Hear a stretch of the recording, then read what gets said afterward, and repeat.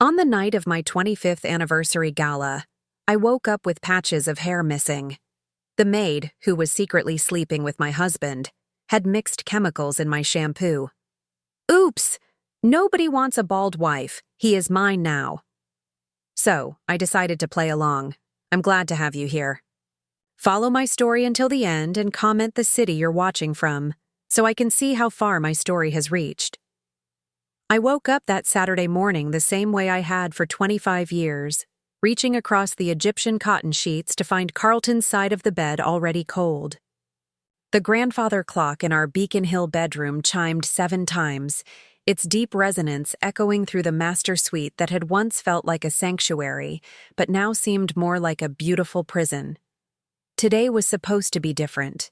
Today was our 25th wedding anniversary, and tonight would be the gala I had spent months planning. 500 guests, the city's elite, all gathered to celebrate what everyone believed was a perfect marriage. I stretched, feeling the familiar ache in my 64-year-old joints, and ran my fingers through my hair, or tried to. My hand came away with clumps of chestnut strands, far more than the usual morning loss. Confused, I sat up and looked at my pillow. Horror washed over me like ice water. My pillowcase was covered in hair. Not just a few strands, but thick patches that looked like someone had taken scissors, or worse, to my head while I slept. I stumbled to the bathroom mirror, my bare feet cold against the marble floor, and gasped at my reflection. Irregular bald patches dotted my scalp like a cruel map of destruction. Some areas were completely bare, showing pale skin that had never seen sunlight. Other sections had hair so damaged it broke off at the touch. 25 years of carefully maintained chestnut waves, the hair Carlton once claimed to love, was gone. "Bryn!" I called out, my voice echoing off the marble walls. "Bryn, I need help!" Footsteps approached quickly down the hallway. Bryn appeared in the doorway, her 29-year-old face a picture of manufactured concern. She had worked for us for 10 years, ever since she was 19 and desperate for a job. I had taken her in like a daughter, taught her everything about running our household, trusted her with our most intimate details. "Oh my goodness, Mrs. Whitmore," she gasped, pressing her hand to her mouth. "What happened to your hair?" "I don't know," I whispered, touching another damaged section. "I just woke up like this. Could it be my shampoo? Did you notice anything different about it?" Bryn stepped closer, her green eyes scanning the bathroom counter where my luxury hair products sat in their usual neat arrangement. For just a moment, I caught something in her expression. Not shock, but satisfaction. It flickered so quickly I almost convinced myself I had imagined it. "Well," she said slowly, picking up the bottle of shampoo I had used the night before, "this does look a little different. The color seems off." I grabbed the bottle from her hands. The familiar amber liquid inside now had a strange greenish tint, and when I unscrewed the cap, the scent was wrong.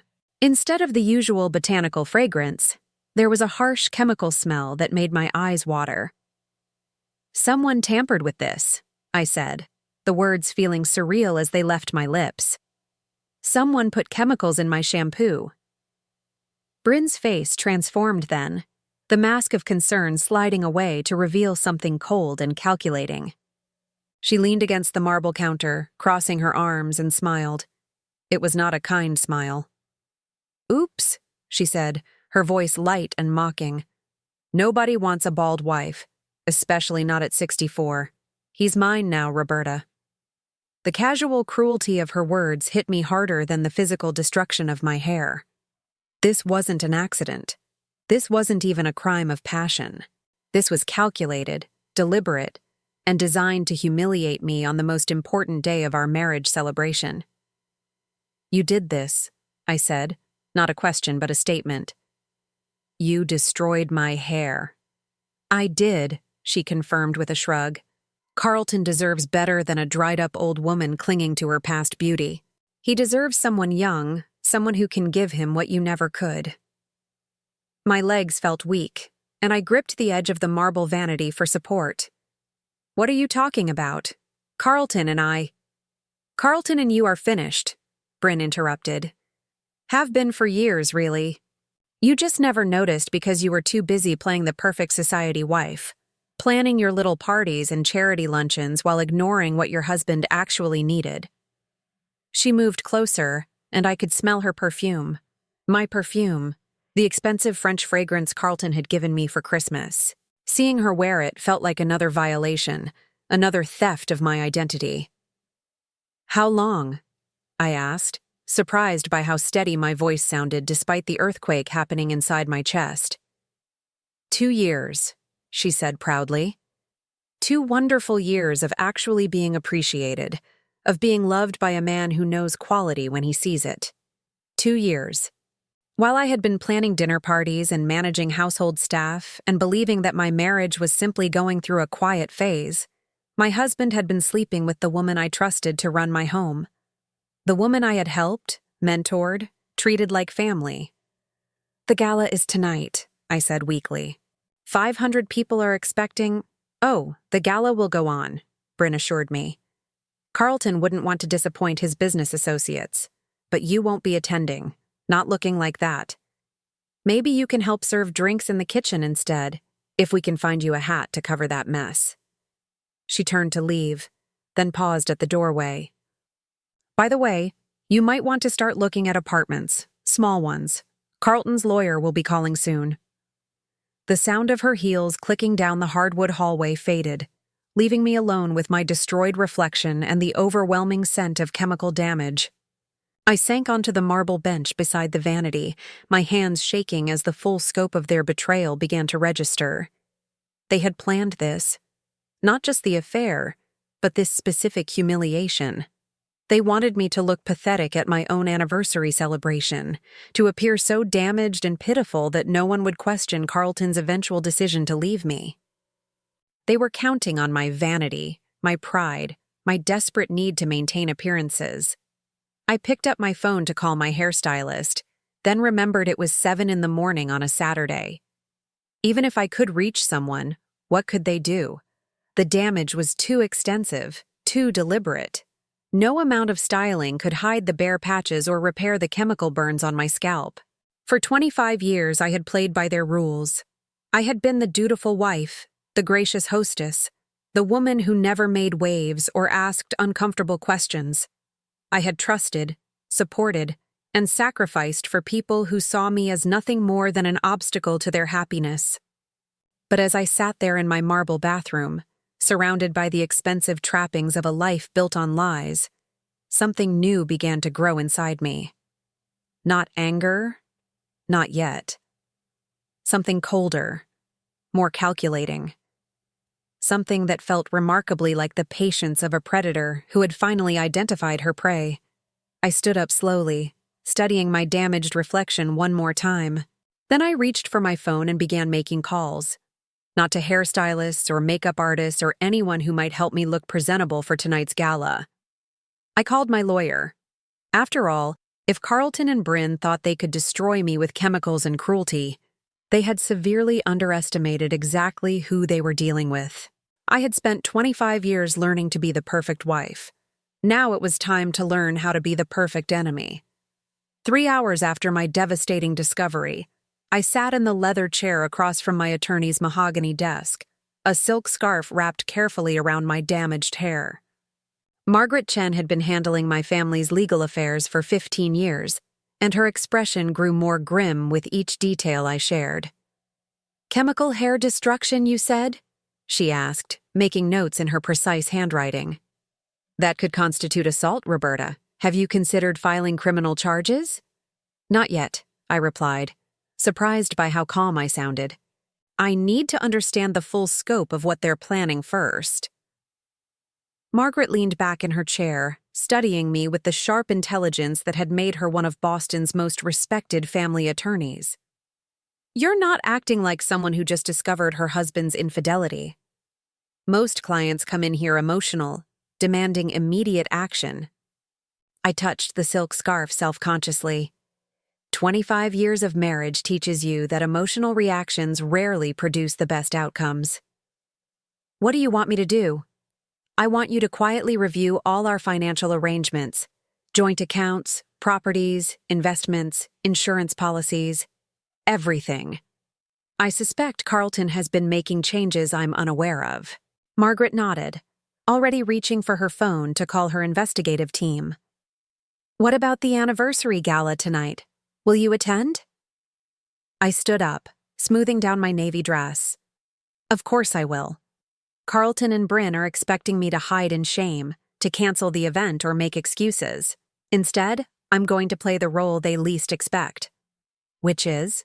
For the first time that day, I smiled genuinely. The perfect, oblivious wife. The drive back to Beacon Hill gave me time to think.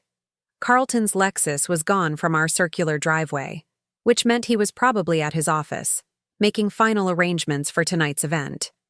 Or perhaps he was somewhere else entirely, celebrating his successful humiliation of the woman who had stood by him for 25 years. I found Bryn in the kitchen, arranging white orchids with the easy confidence of someone who believed she had already won. She looked up when I entered, clearly expecting to see a broken, defeated woman. Instead, I had stopped at a boutique wig shop and purchased a chestnut piece that, while not perfect, was close enough to my natural color to fool casual observers. "Oh," she said, disappointment flickering across her face. "You fixed your hair problem." "Just a temporary solution," I said lightly, moving to the coffee machine. I called my stylist. She's coming by at 3 to assess the damage and create something appropriate for tonight's gala. It was a lie, of course, but Bryn didn't need to know that. "I've been thinking about what you said earlier," I continued, measuring coffee grounds with steady hands. "About Carlton needing something different. You're probably right." Bryn set down her orchid arrangement, clearly surprised by my calm response. "I am?" Of course. Marriage is work, and perhaps I've been too focused on appearances, on maintaining our social obligations, to notice what Carlton actually needed. I turned to face her, keeping my expression neutral. "How long did you say this has been going on?" 2 years, she repeated, watching me carefully. 2 years, I mused. And I never suspected. I suppose that says something about how disconnected we've become. This wasn't the reaction she had expected. Bryn had prepared for tears, rage, desperate attempts to save my marriage. She hadn't prepared for rational conversation about her betrayal. "You're taking this surprisingly well," she said suspiciously. "What choice do I have?" I asked, pouring coffee into 2 cups. "If Carlton is happier with you, then perhaps it's time for me to accept that and figure out my next steps." I offered her a cup. "Would you like some coffee? We should probably discuss the practical arrangements." Bryn accepted the coffee but didn't drink it. "What kind of practical arrangements?" "Well, if Carlton is planning to leave me, I'll need to know so I can prepare financially. Find a smaller place to live, perhaps. Adjust my lifestyle expectations." I took a sip of my coffee, watching her face over the rim. "I assume he'll want to handle this quietly, avoid any messy legal battles that might damage his business reputation." We haven't discussed the details yet," Bryn stammered. "Of course not. These things take time to plan properly." I sat down at the kitchen island, gesturing for her to join me. "Tell me about your relationship with Carlton. I'm curious what he found in you that he felt was missing in our marriage."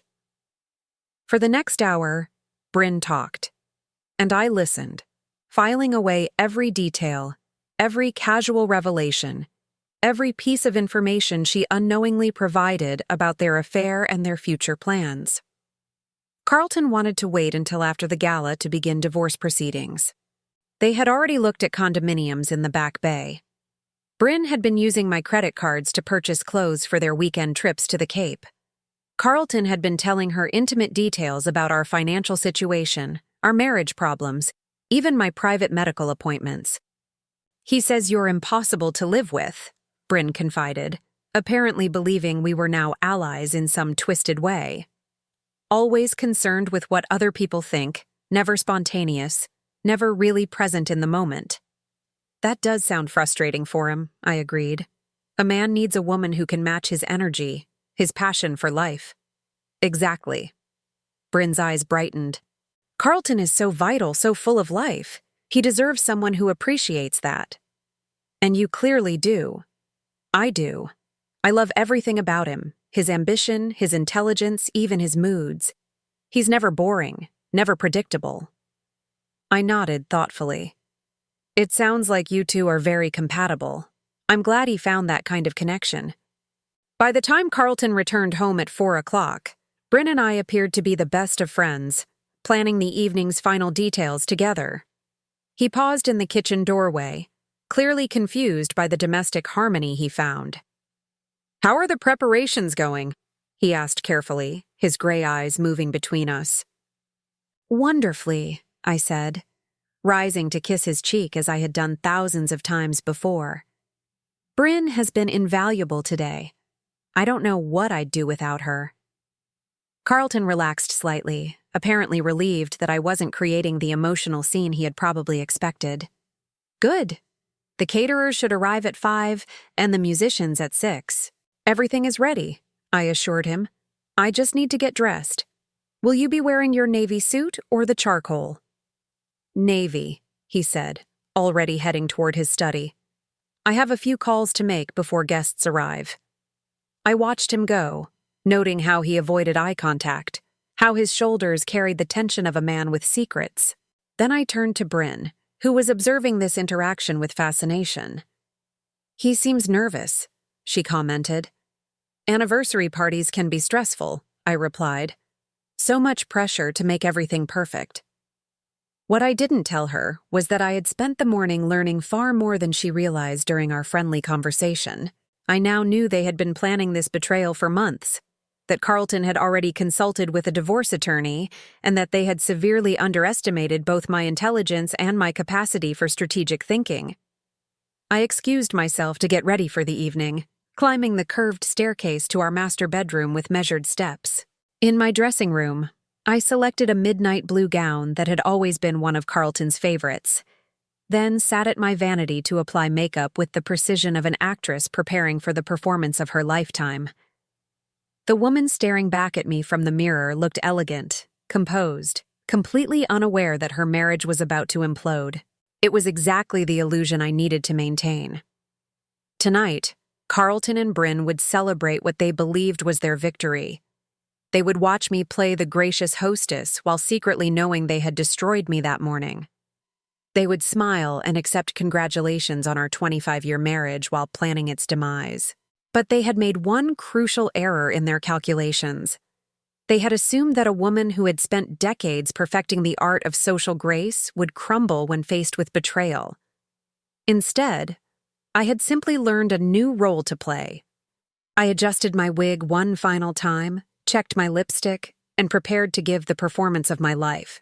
After all, the best revenge often begins with letting your enemies believe they've already won. The anniversary gala was everything I had planned it to be. Elegant, sophisticated, and flawlessly executed. 500 guests filled the ballroom at the Fairmont Copley Plaza, crystal chandeliers casting warm light over tables draped in ivory silk. Carlton moved through the crowd like the successful businessman he appeared to be, accepting congratulations on our 25 years of marriage with the easy charm that had first attracted me to him decades ago. I played my part perfectly. The gracious hostess in midnight blue, my carefully styled wig drawing compliments from friends who had no idea what had happened that morning. When people asked about my new hairstyle, I simply smiled and mentioned trying something different for our special night. Bryn worked the event as she always did, coordinating with the catering staff and ensuring every detail ran smoothly. But I caught her watching Carlton throughout the evening, her green eyes following his every movement with possessive intensity. When their gazes met across the crowded room, the brief exchange of looks confirmed everything she had told me that morning. "Roberta, you look absolutely radiant tonight," said Victoria Whitmore, Carlton's sister, as she approached with a glass of champagne. Victoria had never particularly warmed to me during our marriage, but she maintained the polite facade that our social circle demanded. "Thank you, Victoria. I'm so glad you could be here." She studied my face with the sharp intelligence that ran in the Whitmore family. You seem different tonight, more serene. Marriage certainly agrees with you after all these years. If only she knew how different everything really was. I've learned that happiness comes from accepting what life gives you rather than fighting against it. Victoria raised an eyebrow at this philosophical response, but was interrupted by Carlton's approach. He placed his hand on the small of my back with practiced affection, the gesture so automatic, I doubt he even thought about it. "Ladies, are you enjoying the evening?" he asked, his voice carrying the slight strain I had learned to recognize over 25 years. Carlton always got tense at large social gatherings, though he hid it well. "It's a beautiful party, Carlton," Victoria replied. "You two certainly know how to celebrate properly." "Roberta planned everything," he said, and for a moment his smile seemed genuine. "She has exquisite taste." The irony wasn't lost on me. Carlton was praising my taste on the same day his mistress had chemically destroyed my hair. I wondered if he even knew what Bryn had done, or if she had acted independently, driven by her own jealousy and cruelty. "If you'll excuse me," I said graciously, "I should check on the dessert service." I made my way through the crowd, accepting compliments and air kisses from Boston's social elite, until I reached the quiet corridor outside the ballroom. Margaret Chen was waiting for me there, her expression grave. "We need to talk," she said quietly. "What I found today changes everything." We slipped into a small conference room the hotel had provided for private conversations. Margaret opened her briefcase and pulled out a thick folder of documents. "Your instincts were correct about Carlton making financial changes," she began. "But the scope is far worse than you imagined." She spread papers across the polished table, bank statements, property deeds, insurance documents. My chest tightened as I recognized account numbers and signatures, but also saw names and amounts I had never seen before. "Carlton has been systematically moving assets into offshore accounts for the past 18 months, Margaret explained. "The Cayman Islands account alone contains $800,000. $800,000, money that should have been in our joint investments, our retirement planning, our shared future that apparently no longer existed." "There's more," Margaret continued. "He's been taking out loans against your joint properties without your knowledge, using forged documents with your signature. The house in Beacon Hill now has a $700,000 lien against it." I sank into one of the leather chairs, the weight of Carlton's betrayal settling over me like a heavy blanket. It wasn't just an affair. It wasn't even just the cruelty of destroying my hair on our anniversary. This was systematic financial abuse, carefully planned over months or even years. How is this legal? How could banks accept my signature without my presence? "They shouldn't have," Margaret said grimly. "But Carlton has relationships with these institutions going back decades. They trusted him, and he exploited that trust." She pulled out another document, this one official-looking with a government seal. "But this is the most shocking discovery. I ran a background check on Bryn Morrison, as you requested." I looked at the document, not understanding at first what I was seeing. Birth certificate, family records, employment history. Then one line jumped out at me, and I felt the room spin slightly. "Father, Charles Whitmore." Charles Whitmore, Carlton's father who had died 5 years ago. "Bryn is Carlton's half-sister," Margaret said quietly. "Charles had an affair with her mother in 1994, but never acknowledged paternity. Bryn's mother died when she was 17, and she's been on her own ever since." My mind raced through the implications. Bryn hadn't just stumbled into our lives as a young woman needing work. She had sought us out deliberately, knowing exactly who we were, what we represented, what she felt she was owed. "Does Carlton know?" I whispered. "I believe he does. Look at this." Margaret showed me another document, a DNA test dated 6 months ago, confirming the biological relationship between Carlton and Bryn Morrison. 6 months ago. right around the time their affair had escalated from casual flirtation to full sexual relationship. The timing couldn't be coincidental. "They're not just lovers," I said, the pieces falling into place with sickening clarity. "They're partners in stealing everything Charles Whitmore left behind. Everything that should have been shared with his legitimate family." "It appears so. The offshore accounts, the property loans, even some of the business contracts Carlton has signed recently, they're all structured to benefit both of them while leaving you with nothing."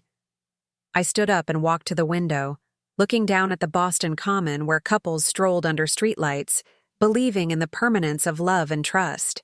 How naive they seemed from this height, how innocent in their faith that the people closest to them would never deliberately destroy them. "There's one more thing," Margaret said softly. "Bryn is pregnant." The words hit me like a physical blow. I turned from the window, searching Margaret's face for some sign that she was mistaken. "How do you know?" "Medical records from her doctor's appointment last week. She's 8 weeks along." 8 weeks? Which meant the baby had been conceived right around the time Carlton began the most aggressive phase of moving our assets offshore. They hadn't just been planning an affair, they had been planning a complete family replacement. Carlton would divorce me, marry his half-sister, and raise their child using money stolen from our 25-year marriage. The genetic implications made my stomach turn, but I forced myself to focus on the immediate legal realities. What are our options? We file immediately for separation of assets and freeze all joint accounts. We petition the court to reverse the unauthorized loans and recover the offshore funds. And we gather evidence of the systematic fraud for both civil and criminal proceedings. I nodded, surprised by how calm I felt despite the magnitude of what I had learned. Perhaps it was shock, or perhaps it was the relief of finally understanding the full scope of what I was fighting against.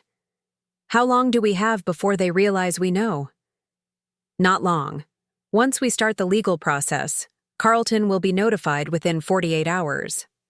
Through the conference room's window, I could see the ballroom where our anniversary celebration continued. Carlton was probably making his toast right now, thanking everyone for sharing this special milestone with us. Bryn would be standing at the back of the room, her hand resting protectively over her still flat stomach, watching the man she thought she had successfully seduced away from his boring old wife. They had no idea that their carefully constructed plan was about to implode. "Begin the filings first thing Monday morning," I told Margaret. "Everything you mentioned, asset protection, loan reversal, fraud charges, all of it." "What about tonight? Will you confront them?" I gathered my composure, straightening my shoulders and checking my reflection in the conference room's mirror. The elegant woman looking back at me showed no trace of the devastating knowledge I now carried. "No," I said firmly. "Tonight, I'm going to go back to my anniversary party and continue being the perfect wife. I'm going to smile and dance with my husband and thank our guests for celebrating our 25 years of marriage." Margaret looked puzzled. "Why?" "Because the best part of any game is watching your opponents celebrate their victory right before they realize they've lost." I returned to the ballroom just as Carlton was finishing his toast. He raised his champagne flute toward me, his face glowing with what anyone else would interpret as marital devotion. "To my beautiful wife, Roberta," he said, his voice carrying across the silent room, "who has made these 25 years the foundation of everything good in my life." The guests erupted in applause. I smiled graciously and raised my own glass, meeting Carlton's eyes across the crowded room. "To foundations," I said quietly, knowing only I could appreciate the irony. After all, foundations could be built up, but they could also be completely destroyed. The Monday morning after our anniversary gala arrived gray and drizzling, perfectly matching my mood as I sat in our sunroom watching Carlton prepare for what he believed was just another ordinary day. He hummed while reading the Financial Times, occasionally glancing up to smile at me over his coffee cup. The picture of a contented husband who had successfully celebrated 25 years of marriage. If only he knew that I had spent the weekend documenting every piece of evidence Margaret Chen would need for the legal filings that were about to destroy his carefully constructed deception. "Beautiful party Saturday night," he said, folding his newspaper with characteristic precision. "You outdid yourself, darling." "Thank you." Everyone seemed to enjoy themselves. I kept my voice light, conversational. "Victoria mentioned how relaxed you looked. She said she hasn't seen you that happy in years." Carlton's smile flickered slightly. "Did she? Well, anniversary celebrations do tend to put things in perspective." Indeed they did. Mine had certainly clarified exactly what kind of man I had been married to for 25 years. "I was thinking we should take a vacation," I continued, buttering my toast with deliberate casualness. "Maybe that trip to Tuscany we've been discussing. Now that the gala is behind us, we could finally have some time to reconnect." The irony of suggesting a romantic getaway to a man who was systematically stealing from me while sleeping with his half-sister wasn't lost on me. But I needed to maintain the illusion that I remained blissfully unaware of their betrayal. Carlton shifted uncomfortably in his chair. "That sounds wonderful, but I have some complicated business deals closing over the next few weeks. Perhaps we could plan something for later in the summer." "Of course, business first." I smiled understandingly. "Will you be working late again tonight?" "Probably. These international contracts require conference calls at odd hours." International contracts. More like international banking, moving our stolen assets beyond the reach of American courts. But I simply nodded and poured myself more coffee from the silver service that had been a wedding gift from his parents 25 years ago. "I'll have Bryn keep dinner warm for you." At the mention of Bryn's name, Carlton's entire posture changed. His shoulders relaxed, his breathing deepened, and for just a moment his professional mask slipped to reveal something almost tender. It was the way he used to look when thinking about me, back when our marriage was real. "Actually," he said, his voice carefully neutral, "I've been meaning to discuss Bryn with you." My pulse quickened, but I kept my expression mildly curious. "Oh?" "I think we should give her more responsibilities around the house. She's been with us for 10 years now, and she's proven herself invaluable. Perhaps we could increase her salary, give her more autonomy over household decisions." More autonomy, more access to our accounts, our schedules, our private information, more opportunities to facilitate their theft and deception. "That's very generous of you," I said. "What kind of increase were you thinking?" "I thought we might double her current salary, from $1,200 to $2,400 per month. $2,400, enough to help fund the new life they were planning together, while I remained ignorant of their conspiracy." The casual way he suggested such a significant expense, without any discussion of our budget or financial priorities, revealed just how little he respected me or our supposed partnership. "That seems reasonable," I agreed. "Should I handle the paperwork, or would you prefer to take care of it?" "I'll take care of it," Carlton said quickly. Too quickly. "I know how busy you are with your charity commitments." My charity commitments. The volunteer work that kept me occupied and out of his way while he dismantled our marriage piece by piece. How thoughtful of him to ensure I had plenty of distractions. "Speaking of which," I said, "I promised Margaret Chen I'd stop by her office this afternoon to discuss the foundation's legal structure. Apparently there are some tax advantages we haven't been utilizing." Carlton's coffee cup froze halfway to his lips. "Margaret Chen? Why are you meeting with our lawyer?" "Oh, she's not just our lawyer anymore. The foundation hired her to handle their corporate governance issues." I kept my tone light, almost bored. Boring stuff, really, but necessary for maintaining our nonprofit status. This was a carefully constructed lie. Margaret was indeed meeting with me that afternoon, but to begin the legal assault that would protect what remained of our assets and expose Carlton's systematic fraud. However, Carlton didn't need to know that.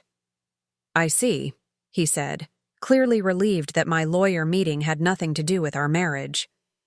"Well, Don't let her talk you into anything too complicated. These legal types love to overcomplicate simple situations. After Carlton left for his office, I waited exactly 30 minutes before retrieving the small digital recorder I had hidden in the dining room sideboard. Modern technology was a wonderful thing. Devices no larger than a thumb drive could capture hours of conversation with perfect clarity. I had been recording every interaction with Carlton and Bryn since Saturday night, building a comprehensive audio diary of their deception. Carlton's offer to double Bryn's salary, his reluctance to take a vacation, his obvious discomfort when I mentioned meeting with Margaret, all of it was now preserved as evidence. Bryn arrived at 9 o'clock sharp, as she had every weekday for the past 10 years. But this morning I saw her differently, knowing what Margaret had revealed about her true identity and her pregnancy. The way she moved through our house with increasing confidence, touching objects that didn't belong to her, planning a future in spaces I had decorated and cherished. "Good morning, Mrs. Whitmore," she said with the false brightness I now recognized as pure performance. "How was your weekend after the party?" Quiet and peaceful, exactly what I needed after all that excitement. I paused to study her face, looking for any sign of her pregnancy. "You look well, Bryn," positively glowing. A slight flush crept up her neck. "Thank you. I've been feeling very energetic lately." Energetic. Probably from the rush of believing she had successfully destroyed my marriage and stolen my husband. Little did she know that her victory celebration was premature. "I'm so glad. Carlton mentioned this morning that he'd like to increase your responsibilities around here, along with a substantial raise.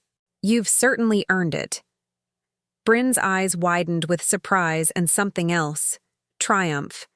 She probably thought Carlton's generosity was proof of his growing commitment to their relationship. "That's very generous," she said carefully.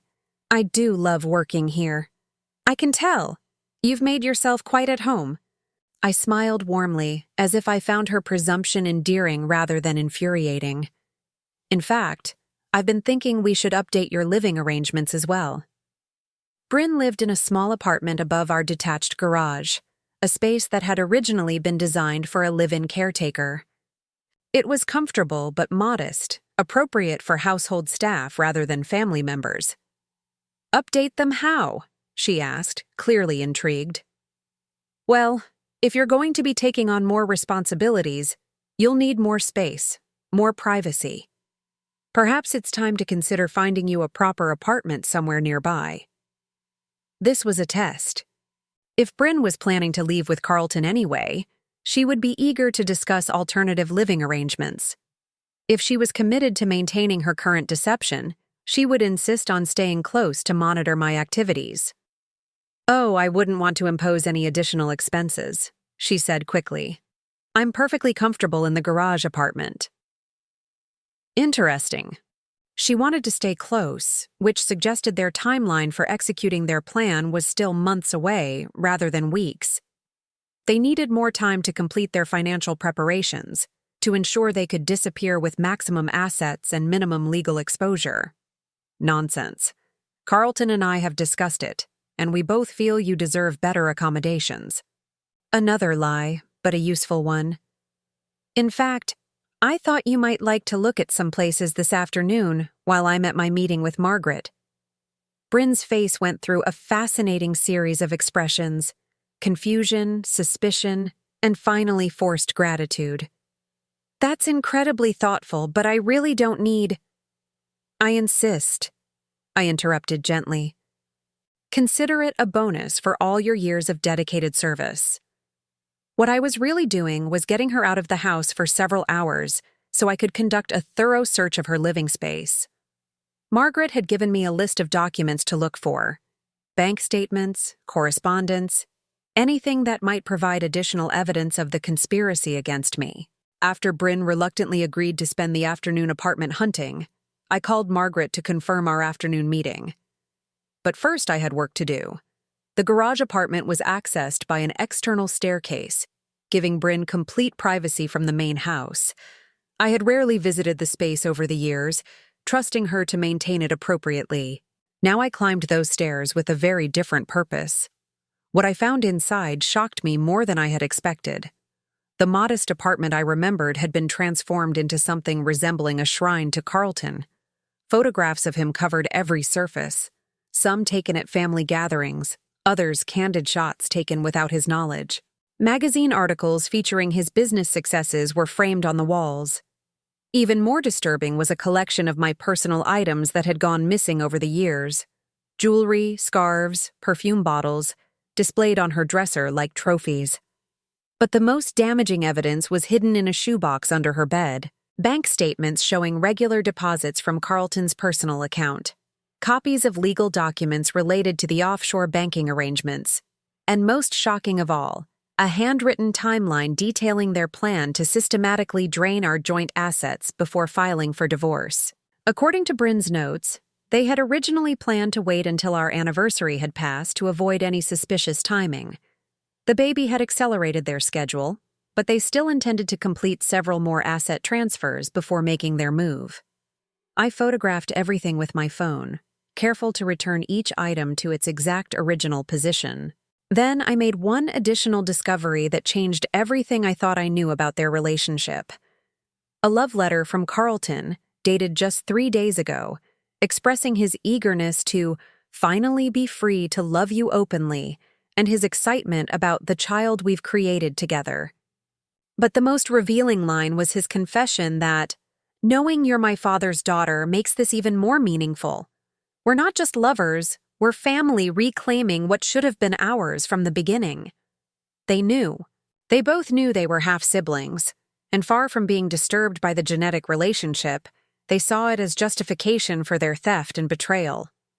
In their twisted logic, Bryn's illegitimate connection to Charles Whitmore gave them the right to steal everything I had helped Carlton build during our marriage. I sat in Bryn's violated living space, surrounded by evidence of 25 years of deception, and felt something I hadn't experienced since childhood. Pure, crystalline rage. Not the hot anger that makes people act impulsively, but the cold fury that makes them act decisively. By the time I met Margaret that afternoon, I had enough evidence to destroy them both completely. The question was no longer whether I could protect myself. It was how thoroughly I wanted to devastate the people who had betrayed me so completely. As it turned out, the answer was very thoroughly indeed. 3 weeks had passed since I discovered the full scope of Carlton and Bryn's betrayal, and I had spent every day of that time preparing for this moment. Tonight was the annual Whitmore Foundation Charity Gala, an event I had organized for 15 consecutive years, raising millions for children's literacy programs across New England. It was also going to be the stage for the most important performance of my life. The ballroom at the Four Seasons sparkled with understated elegance. 800 guests mingled beneath crystal chandeliers. The cream of Boston society gathered to support a worthy cause while enjoying an evening of fine wine and strategic networking. Carlton moved through the crowd with his usual confidence, accepting praise for our foundation's work as if he had been personally teaching children to read rather than systematically stealing from the organization's benefactors. I watched him from across the room, noting how he kept glancing toward the service entrance where Bryn was coordinating with the catering staff. She looked radiant in a black cocktail dress that cleverly concealed her growing pregnancy, now 12 weeks along according to the medical records Margaret had obtained.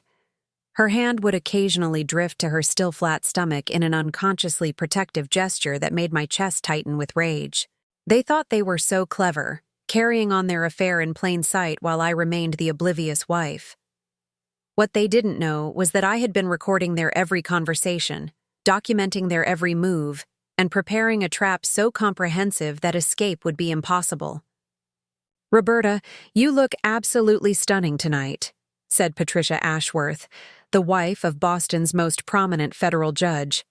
"That sapphire necklace is extraordinary." I touched the vintage Van Cleef & Arpels piece that had belonged to Carlton's mother. "Thank you. It seemed appropriate for such a special evening."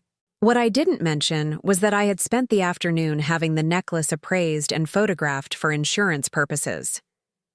By tomorrow morning, it would be safely locked in a safety deposit box that Carlton couldn't access, along with every other piece of valuable jewelry he might try to claim in divorce proceedings. "Ladies and gentlemen," the master of ceremonies announced from the podium, "please take your seats. We're about to begin this evening's program." I made my way to the head table, where Carlton was already seated beside Victoria, his sister, and her husband James. Victoria had been surprisingly supportive over the past few weeks, perhaps sensing that something significant was happening even if she didn't know the details. "You seem different lately," she had told me during a lunch meeting the previous week. "More focused. It suits you." If only she knew what I was focusing on. As the salad course was served, Carlton leaned close to whisper in my ear, "Everything looks perfect, as always. You've outdone yourself." His breath against my neck might have been intimate once. Now it felt like a violation, made worse by the knowledge that he had whispered similar words to his pregnant half-sister just hours earlier in our own home. "Thank you," I murmured back. "I have some special surprises planned for tonight's program." Carlton's smile faltered slightly. "Surprises? Nothing dramatic, just some additional announcements I thought would be appropriate for such a milestone year." This wasn't entirely a lie.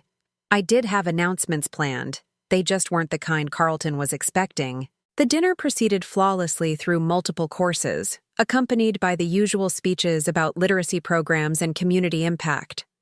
I played my role perfectly, the devoted foundation president graciously accepting praise for another successful event. But I was watching the clock, waiting for the moment when everything would change. At exactly 9:30, as dessert was being served, I rose from my seat and moved to the podium. The room gradually quieted, hundreds of faces turning toward me expectantly. "Good evening, everyone. Before we conclude tonight's festivities, I have several important announcements to share." Carlton looked puzzled but not alarmed. Across the room, Bryn had paused in her coordination duties to watch my speech.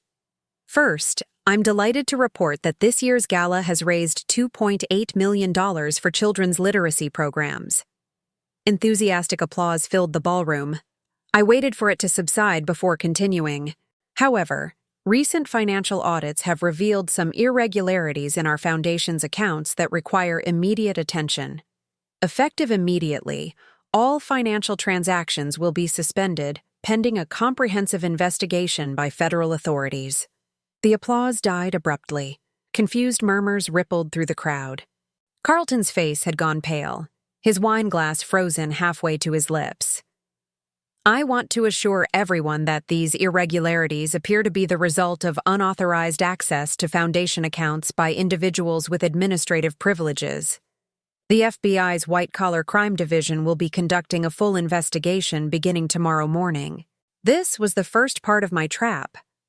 The Whitmore Foundation's finances were indeed being investigated because I had requested the audit myself after discovering that Carlton had been using foundation accounts to facilitate some of his offshore transfers. The federal investigation was real, and it would lead directly to his other criminal activities. "Additionally," I continued, my voice carrying clearly through the stunned silence, "I want to address some personal matters that affect the Foundation's future leadership." Carlton started to rise from his seat, but Victoria's hand on his arm stopped him. She was watching me with fascination, as if finally understanding that something momentous was happening. After 25 years of marriage, my husband Carlton and I have decided to separate. This decision became necessary when I discovered systematic financial fraud involving our joint assets, including the theft of over $800,000 through unauthorized offshore accounts. Gasps echoed through the ballroom. Carlton's face had gone from pale to ashen, and I could see Bryn near the service entrance, her hand pressed to her mouth in shock. I want to emphasize that these alleged crimes are Carlton's personal responsibility and do not reflect the values or mission of our foundation. However, given his administrative role in our organization, immediate changes to our leadership structure are necessary to protect the integrity of our charitable mission. The room was completely silent now. 800 of Boston's most influential citizens hanging on every word. This was exactly the audience I had wanted. People whose opinion Carlton valued, whose social approval had always mattered to him more than simple human decency. Furthermore, I said, my voice growing stronger with each revelation, I recently learned that the individual responsible for facilitating these financial crimes is someone we trusted completely. Our longtime household manager, Bryn Morrison. What makes this betrayal particularly shocking is that Ms. Morrison is carrying my husband's child, conceived during their 2-year affair. The collective intake of breath was audible. Several women at nearby tables reached for their wine glasses, needing something to steady themselves. Carlton had half risen from his chair again, his mouth opening and closing soundlessly. But perhaps most disturbing of all, I continued, knowing this final revelation would destroy any remaining sympathy for their situation. Recent DNA testing has confirmed that Ms. Morrison is Carlton's half-sister, the illegitimate daughter of his deceased father, Charles Whitmore. This time the gasps turned to sounds of genuine horror. Incest was shocking enough, but incest combined with theft and betrayal created a level of scandal that would destroy Carlton's reputation permanently. I share these painful personal details only because they directly impact our foundation's credibility and future operations. When people entrusted with charitable funds abuse that trust for personal gain, the entire philanthropic community suffers. I paused, scanning the faces in the crowd. Some showed sympathy, others disgust, but most displayed the kind of fascination people feel when witnessing a spectacular downfall. Effective immediately, Carlton Whitmore has been removed from all positions with the Whitmore Foundation. A new board of directors, composed entirely of independent community leaders, will assume control of our operations while federal investigators complete their work. Carlton finally found his voice. Roberta, you can't. I can, and I have, I said calmly. The paperwork was filed this afternoon. Federal marshals are currently executing search warrants at our home and at your office, securing evidence for the criminal investigation. This was true. While Carlton and Bryn thought they were preparing for another evening of secret glances and stolen moments, federal agents were photographing every document in Carlton's study and downloading every file from his computer. Ladies and gentlemen, I concluded, I apologize for ending this beautiful evening on such a difficult note. However, I believe transparency and accountability are essential values, especially in charitable work. The Whitmore Foundation will continue its mission under new leadership, stronger than ever. I stepped back from the podium to scattered, uncertain applause. Some people seemed unsure whether they had witnessed a courageous act of whistleblowing or a spectacular act of public revenge. I didn't particularly care which interpretation they preferred. Carlton was on his feet now, moving toward me with desperate urgency, but hotel security personnel whom I had briefed earlier intercepted him before he could reach the head table. Mrs. Whitmore, one of the officers said quietly, we have instructions to escort Mr. Whitmore from the premises. Federal agents are waiting to speak with him in the lobby. As Carlton was led away, his face a mask of shock and humiliation, I caught sight of Bryn near the service entrance. She was backing toward the exit, her face pale with terror, one hand protectively covering her stomach. But she wouldn't escape that easily. Federal agents were waiting for her as well, with questions about her role in facilitating Carlton's financial crimes and her use of fraudulent identification to gain employment in our household. Victoria approached the podium, her expression a mixture of admiration and concern. Are you all right? She asked quietly. I'm better than I've been in years, I replied honestly. For the first time in decades, I know exactly where I stand. What will you do now? I looked around the ballroom, at the faces of people I had known for decades, people who would spend the next several months dissecting every detail of Carlton's downfall. Some would whisper that I had been too harsh, too public in my revenge. Others would praise my courage in exposing corruption and protecting charitable funds. I'm going to rebuild, I said simply. Starting tomorrow, I'm going to create a life based on truth rather than appearances. It's going to be considerably smaller than what I had before, but it will be entirely mine.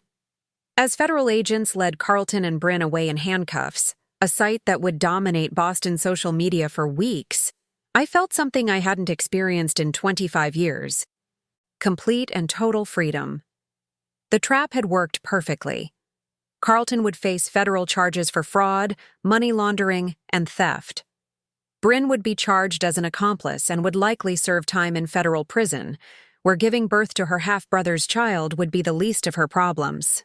And I would be free to discover who I really was when I wasn't busy being the perfect wife to a man who had never deserved my devotion. It was, I realized, the best anniversary gift I had ever given myself. 6 months after the night that changed everything, I stood in the kitchen of my new home in Cambridge, watching the morning light filter through gauze curtains as I prepared coffee in a simple French press. The ritual was slower than the elaborate espresso machine I had operated for 25 years in Beacon Hill, but there was something deeply satisfying about the deliberate pace, the attention required for each step. My new life was full of such small revelations. The house itself was a Victorian cottage I had purchased with my own money that had been rightfully mine all along, once federal investigators finished unraveling Carlton's financial deceptions. It was perhaps 1/10 the size of our former mansion, but every square foot belonged entirely to me. No shared mortgages, no joint accounts, no hidden liens or secret obligations. The legal proceedings had moved with surprising speed once federal authorities became involved.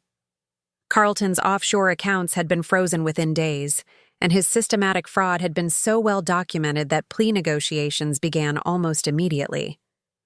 His lawyers had advised cooperation in exchange for reduced sentencing, which meant I learned details about his deceptions that I might never have discovered otherwise. The depth of his betrayal had been staggering. For more than 3 years, he had been systematically draining not just our joint accounts, but also the Whitmore Foundation's emergency reserves, using the stolen funds to purchase properties that he registered under false names. The total amount approached $1.6 million by the time investigators finished their calculations. But perhaps more painful than the financial theft was the revelation of how long I had been living a lie. Carlton's affair with Bryn hadn't lasted 2 years, as she had initially claimed. It had begun almost immediately after she joined our household 10 years ago, when she was 19 and he was 57. What I had interpreted as fatherly mentorship had actually been grooming, and what I had seen as household efficiency had been the systematic invasion of my privacy and dignity. My phone buzzed with a text message, interrupting my morning reflection. Margaret Chen, checking on my adjustment to civilian life, as she jokingly called my existence outside the federal investigation. Margaret. Coffee later. I have updates on the sentencing. Me. My place at 2? I'll make lunch.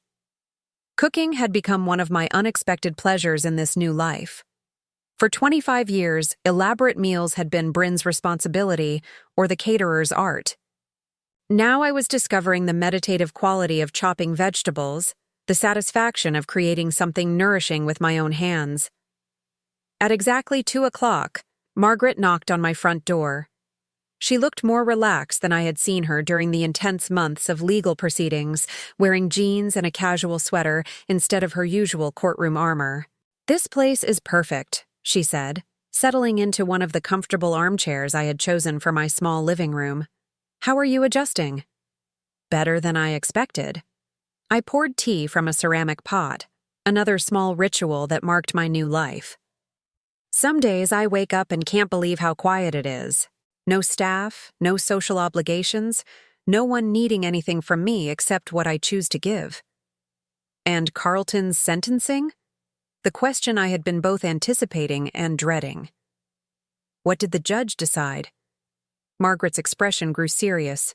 7 years for Carlton, 3 for Bryn.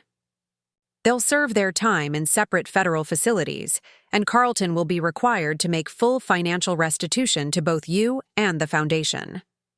7 years. Carlton would be 74 when he was released, his business reputation destroyed, his social standing obliterated. Bryn would serve her time in a women's federal prison, giving birth to her child under circumstances I couldn't allow myself to contemplate too deeply. "How do you feel about that?" Margaret asked gently. I considered the question seriously. 6 months ago, I might have felt triumphant about their punishment, vindicated by the justice system's recognition of the crimes committed against me. Now I felt something more complex. Not satisfaction exactly, but a kind of closure that allowed me to stop defining my life in relation to their betrayal. "I feel free," I said finally. Free to stop thinking about them, stop planning around them, stop defining myself as either their victim or their victor. Margaret nodded approvingly. "That's healthy. What about Victoria? Have you stayed in touch?" Victoria Whitmore had surprised me throughout the legal proceedings. Rather than defending her brother or maintaining family loyalty, she had publicly supported my decision to expose his crimes. She had even testified as a character witness during my testimony, describing the years of financial abuse I had endured without fully understanding what was happening.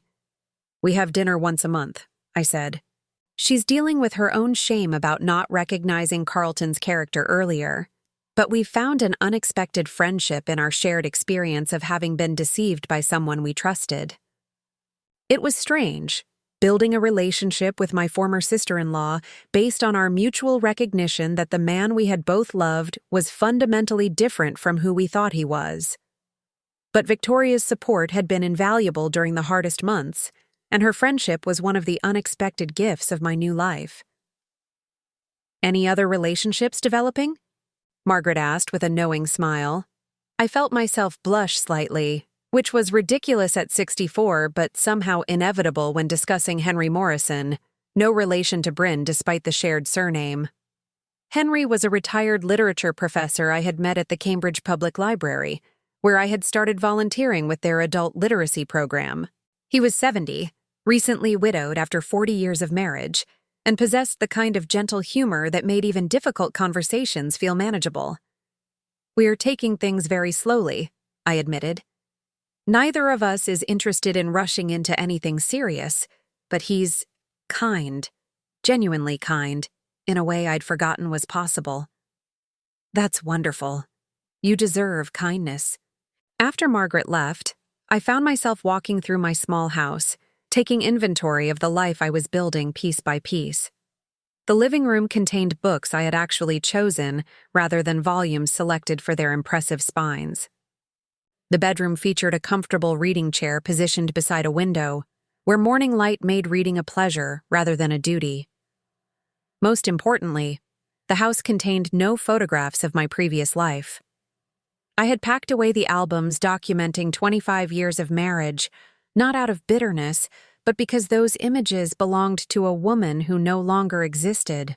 The Roberta who had posed beside Carlton at charity events, who had smiled graciously while being systematically robbed and betrayed, who had measured her worth by her ability to maintain appearances. That woman had died the morning I woke up with patches of missing hair. The woman who had replaced her was still discovering her own preferences, her own priorities, her own capacity for joy and simple pleasures. My hair had grown back, healthier than before, and now cut in a shorter, more practical style that required no elaborate maintenance. I had kept one of the expensive wigs from my recovery period, not the one I had worn to Carlton's sentencing, but a simpler piece that I sometimes used when I wanted to feel more formally presented. Most days, though, I preferred my natural hair, gray-streaked and unpretentious. The doorbell rang again, interrupting my reflection. Through the window, I saw Henry on my front porch, holding a small bouquet of daffodils and wearing the slightly nervous expression he always displayed when making unplanned visits. "I hope I'm not intruding," he said when I opened the door. "I was walking past and thought you might enjoy these. The first of the season." This was typical of Henry. Small gestures offered without expectation, attention to details like seasonal flowers and personal preferences. He had learned that I loved daffodils during one of our library conversations, and he remembered such things without making them feel like obligations. "They're beautiful," I said, accepting the flowers and inviting him inside. "Would you like some tea?" As Henry settled into the kitchen chair that was becoming his usual spot during these visits, I realized something that would have shocked the woman I used to be. I was happy. Not the desperate, anxious happiness of someone afraid to lose what they had, but the deep, quiet satisfaction of someone who had built exactly the life they wanted. "How was your day?" Henry asked, a question he always posed with genuine interest rather than social obligation. "Productive," I said, arranging the daffodils in a simple glass vase. Margaret brought news about the sentencing, and I finished organizing the donation of books for the literacy program. Henry nodded approvingly. He understood the importance of the literacy work to my healing process. The way teaching adults to read had restored my sense of purpose after the foundation work became impossible. There was something profoundly healing about helping people discover their own voices through written words, especially after spending so many years having my own voice silenced by people who claimed to love me. 7 years for Carlton, 3 for Bryn, I said, sharing the news I knew Henry had been waiting to hear. He reached across the small kitchen table and covered my hand with his. "How do you feel about that?"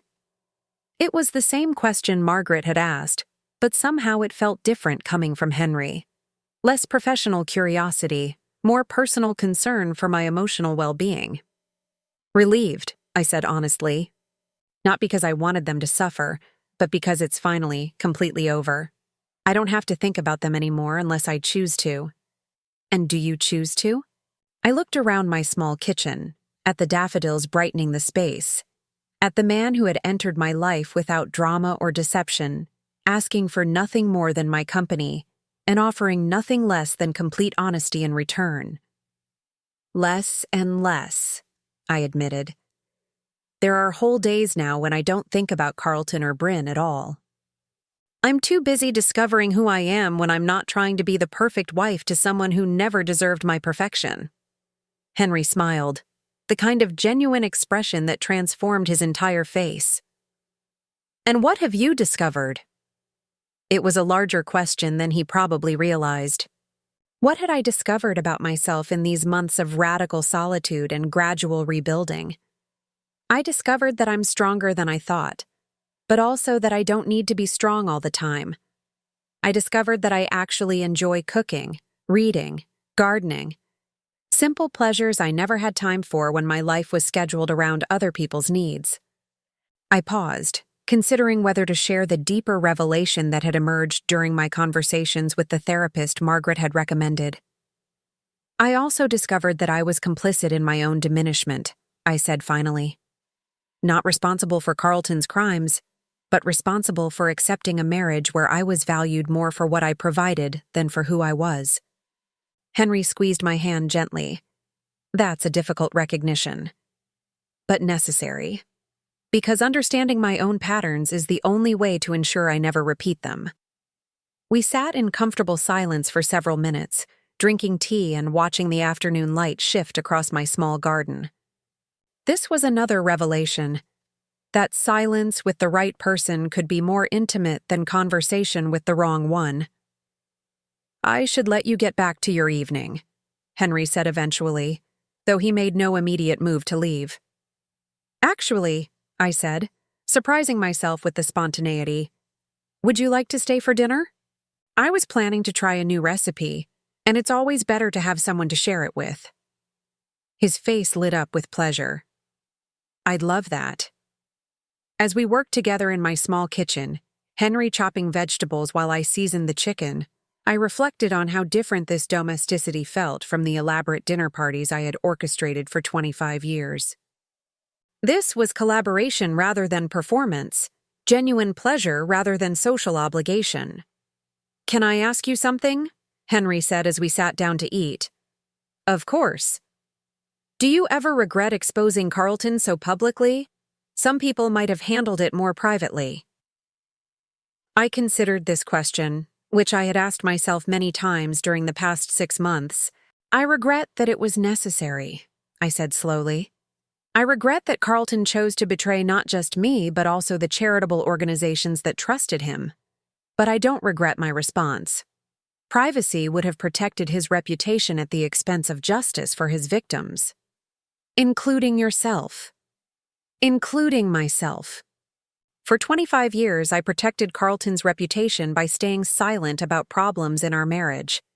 That silence enabled him to commit increasingly serious crimes against people who trusted him. Sometimes the most loving thing you can do is refuse to enable someone's destructive behavior. Henry nodded thoughtfully. It must have taken tremendous courage. Actually, by the time I stood up at that podium, it felt less like courage and more like inevitability. I had spent so many years being afraid of disappointing people, afraid of making scenes, afraid of not being perfect. Once I stopped being afraid, the choice became clear. After dinner, we moved to my small living room, where Henry built a fire in the fireplace, while I selected music from the collection of recordings I had been building.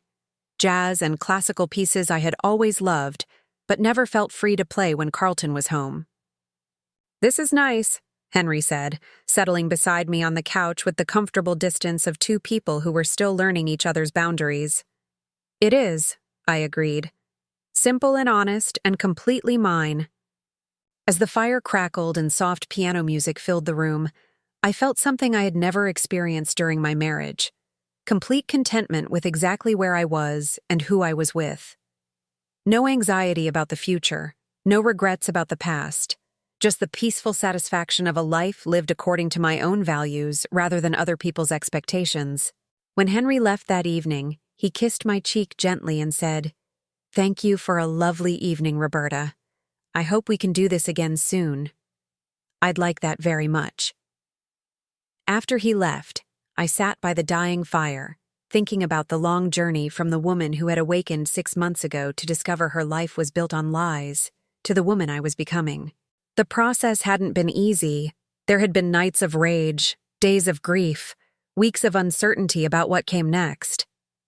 But as I prepared for bed in my small, honest house, I realized that every moment of difficulty had been worth it for this. The knowledge that I was finally living a life that was entirely my own.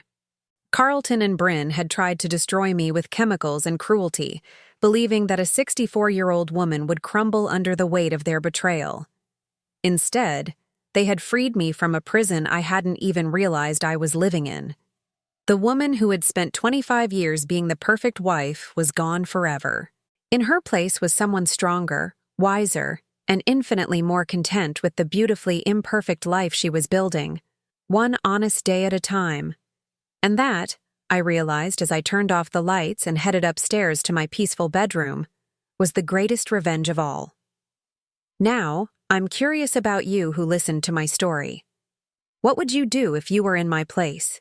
Have you ever been through something similar? Comment below, and meanwhile, I'm leaving on the final screen 2 other stories that are channel favorites, and they will definitely surprise you. Thank you for watching until here.